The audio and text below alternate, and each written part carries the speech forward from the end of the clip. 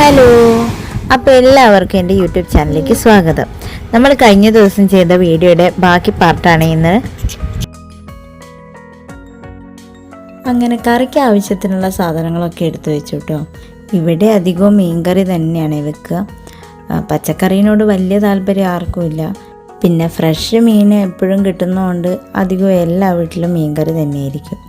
ഞാൻ എക്സ്ട്രാ ഇടയ്ക്ക് ഇങ്ങനെ ചിലപ്പം കുറച്ച് പരിപ്പോ വെണ്ടയോ അങ്ങനെ എന്തെങ്കിലുമൊക്കെ ആക്കുകയും ചെയ്യും. ഞണ്ട് കറി വെക്കാനായിട്ട് പച്ചമുളകും തക്കാളിയും ഇഞ്ചിയും മുറിച്ചിട്ട് അതിനകത്തേക്ക് അരച്ച തേങ്ങയും ഉപ്പും മല്ലിപ്പൊടിയും മുളക് പൊടിയും കുറച്ച് മഞ്ഞളും, അരച്ച തേങ്ങേൻ്റെ അകത്ത് മഞ്ഞളുള്ളത് കൊണ്ട് കുറച്ച് ഒരു നുള്ളു മഞ്ഞൾ മാത്രമേ കറിയിലിടുള്ളൂ.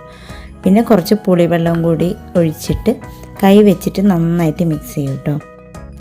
കറിക്ക് എത്ര കട്ടി വേണോ അതിനനുസരിച്ച് വെള്ളം ചേർക്കും കേട്ടോ.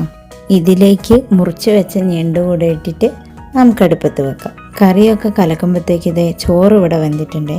അങ്ങനെ ചോറ് വാർത്ത് അതേ അടുപ്പിൽ തന്നെ കറി കലക്കിയിട്ട് വെച്ചു കേട്ടോ. അപ്പോഴേക്ക് ഇതേ കൺമണി എണീച്ച് കാശി വെച്ച് ബഹളം തുടങ്ങിയിട്ടുണ്ടായിരുന്നേ. വേണ്ട വേണ്ട കൊടു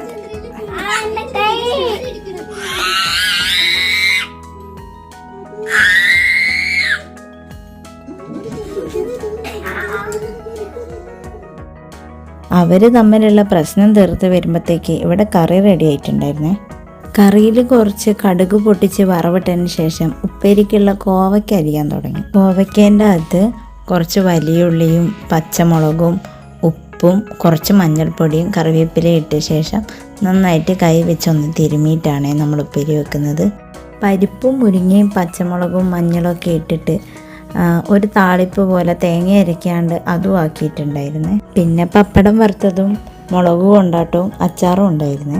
അങ്ങനെ ഞാൻ വീണ്ടും ഇതേ കൺമണിക്ക് ചോറ് കൊടുക്കാൻ എത്തിയിട്ടോ. അവളാണെങ്കിൽ തീരെ ചോറ് തിന്നുന്നുണ്ടായിരുന്നില്ലേ, എല്ലാം വായിലിട്ടിട്ട് തുപ്പിക്കളയും. തീരെ കഴിക്കുന്നില്ല എന്ന് കണ്ടപ്പം ഞാൻ പിന്നെ ചോറ് കൊടുക്കുന്നത് നിർത്തി. കുറുബിക്ക് പോയിട്ട് ചോറ് കൊടുത്ത് അടുക്കളയിലുണ്ടായിരുന്ന പാത്രങ്ങളൊക്കെ കഴുകി വെച്ചു കേട്ടോ. അങ്ങനെ അടുക്കള അടിച്ചു വാരി തുടയ്ക്കുമ്പോഴത്തേക്ക് വേഷ്ടിയും മുണ്ട് കൊടുക്കാനായിട്ട് ആൾ വന്നു കേട്ടോ. തലേന്നേ പറഞ്ഞു വെച്ചതായതുകൊണ്ട് ഞാൻ പ്ലേറ്റെല്ലാം ഇട്ട് സെറ്റ് ചെയ്ത് വെച്ചതാണ്.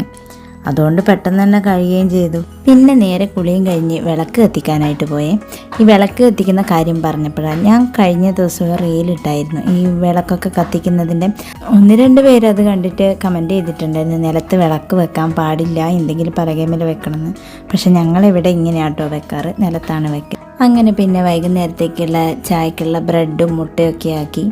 കുറച്ച് വറുത്തകായി ഉണ്ടായിരുന്നു കേട്ടോ. ഇവിടെ ബേക്കറി പൊതുവേ വാങ്ങൽ കുറവാണ്. കാശിക്കും വൈകുന്നേരം രാവിലത്തെ ചായൻ്റെ കടിയാണ് ഇഷ്ടം.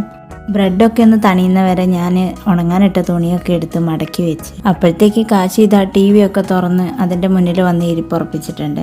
ഇനിയിപ്പോൾ TV കണ്ടുകൊണ്ട് പതുക്കെ കഴിക്കുകയുള്ളൂ. അങ്ങനെ ഞങ്ങളിതേ കിടക്കാനായിട്ട് ഞങ്ങൾ റൂമിലേക്ക് വന്നിട്ടുണ്ട്. കുറേ കാര്യങ്ങൾ എനിക്ക് ഉൾപ്പെടുത്താൻ പറ്റിയിട്ടില്ല. ഫുഡൊക്കെ കഴിക്കാൻ കൺമണീനെ അപ്പുറത്തെ വീട്ടിലൊക്കെ രാത്രി അങ്ങോട്ടേക്കൊക്കെ കൊണ്ടുകൊണ്ട് വന്നിട്ടുണ്ട്. പിന്നെ അമലേട്ടൻ വരുന്നവരെ ഇതേ 2 പേരും ഇങ്ങനെ കളിച്ചുകൊണ്ടിരിക്കും കേട്ടോ. അമലേട്ടൻ കാശിനെ കെട്ടിപ്പിടിക്കുന്ന കണ്ടിട്ട് ഇതേ ഒരാൾ പോയിട്ട് നടുക്ക് കിടക്കാൻ വേണ്ടി പോകുന്നുണ്ട്. ഇതിവിടെ എപ്പോഴും പതിവാ. തീരെ കുശുമ്പില്ലാത്തതുകൊണ്ട് കുഴപ്പമില്ല. വീഡിയോ ഓണാക്കി വെച്ച മുതൽ കാശി ഇങ്ങനെ പോയിട്ട് ഓരോന്ന് പറയുന്നുണ്ട്.